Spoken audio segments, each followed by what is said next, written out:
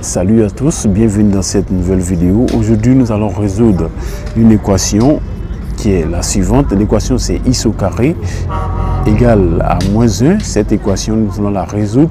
Alors, pour résoudre cette équation, la première des choses à savoir ici est que cette équation n'admet aucune solution lorsque nous sommes dans R. C'est-à-dire, même si on réécrit l'équation, on aura donc l'écriture suivante, c'est-à-dire on aura x au carré plus 1 égale à 0. Ok, or cette équation, pour tout x appartenant à l'ensemble des nombres réels, cette équation n'admet aucune solution. Ok, parce que peu importe la valeur de x au carré, on sait que x au carré est toujours positif, donc un nombre positif plus 1 ne va jamais donner égal à 0.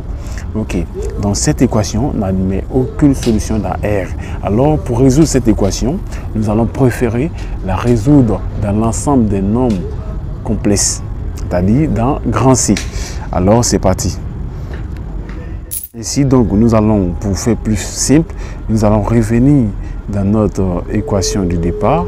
Soit on va appliquer le discriminant en résolvant dans C, ou soit on va aller dans notre équation du départ. C'est-à-dire, pour faire plus simplement, on va utiliser deux méthodes. La première méthode, c'est-à-dire on va garder cette équation et puis essayer de résoudre avec le discriminant.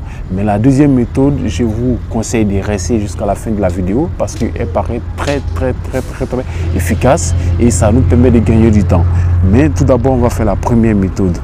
Ainsi, première méthode, voilà la première méthode. La première méthode, voilà la première méthode.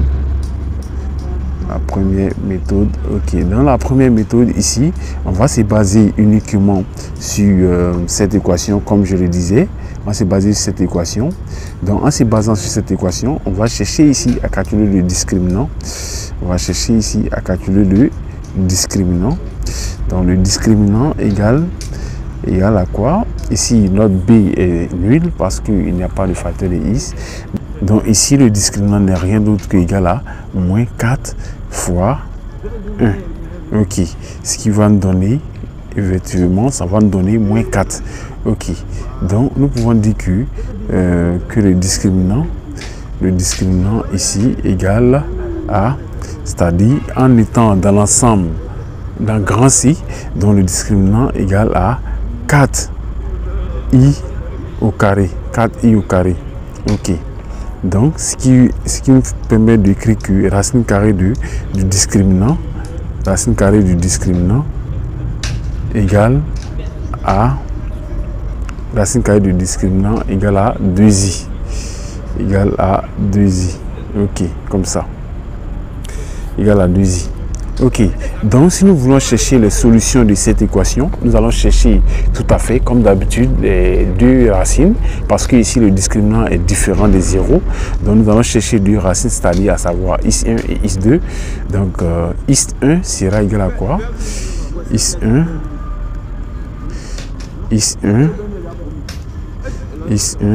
l'une des valeurs, l'une des racines, soi-disant, sera égal à moins b, comme b est nul, donc moins racine carrée de discriminant moins 2i sur 2 fois a égale à 1, donc sur 2. Donc finalement c'est égal à, en simplifiant ici, on voit qu'on peut simplifier ici par 2 au numérateur comme au dénominateur. Donc on aura, ça va nous donner moins i. Le résultat va nous donner moins i. Ok. Donc x1 égale à moins i. Ok. Nous allons chercher aussi x2. x2 égale à toujours x2 égale à plus, c'est-à-dire égal à 2i, voilà, plus racine carrée discriminant moins b plus racine carrée discriminant sur 2. Donc ça fait 2i sur 2, ce qui nous permet, en simplifiant par 2 au numérateur comme au dénominateur, on aura donc x2 égale à i. Ok. Donc on a trouvé les deux solutions de notre équation. On a trouvé les deux solutions de notre équation. Donc, comme je le disais, ça c'est la première méthode. Ça nous a permis de trouver les deux solutions de notre équation dans l'ensemble des nombres C. Nous avons trouvé X1 qui est égal à moins I et X2 qui est égal à I. Ok. Donc, nous allons passer à la deuxième méthode. Nous allons passer à la deuxième méthode, mais bien avant de passer à la deuxième méthode, on va noter les deux solutions. On va noter les deux solutions, c'est-à-dire on va noter X1 et X2 avec les valeurs. Donc on a X1 égale à moins I et X2 et X2 et X2 égale à I. Ok, donc voici les deux solutions que nous avons trouvées. Voici les deux solutions que nous avons trouvées. Ainsi, nous allons passer à la deuxième méthode. La deuxième méthode. Ok, à la deuxième méthode. Nous allons passer à la deuxième méthode que je préconise, qui est une méthode très efficace. Alors, restez juste concentrés pour découvrir cette méthode. Alors, la deuxième méthode est simplement,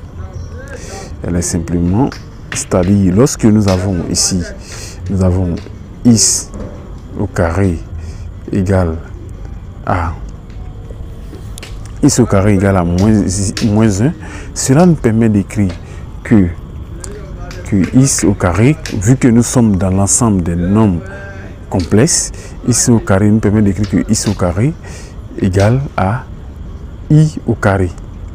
Égale à I au carré, comme ça.